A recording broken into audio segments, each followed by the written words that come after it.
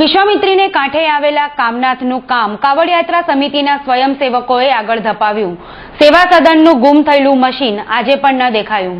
નવનાથ કાવડ યાત્રા સમિતિના સ્વયંસેવકોએ નીરજ જૈનના માર્ગદર્શનથી કામનાથની સફાઈ શરૂ કરી। સેવા સદને પોકલેન મશીન પણ આપ્યા, જેસીબી પણ આપ્યા। મહાઆરતી થઈ તો કોઈના પેટમાં તેલ રેડાયું।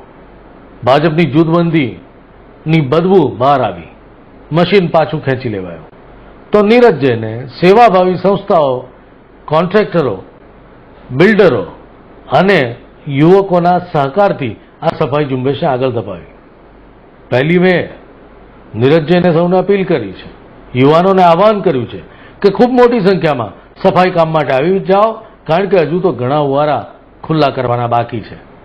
જોઈએ છે કે સેવા સદન આ સફાઈ કામમાં જોડાય છે કે નહીં।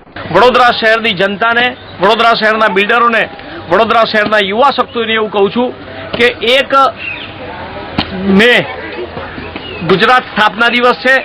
એ દિવસ નિમિત્તે વધારેમાં વધારે મજૂરો અમને આપો, વધારેમાં વધારે યુવા શક્તિ કામનાથ મહાદેવ પર આવે અને આ આખો ઓવારો આપણે શુદ્ધ કરીએ।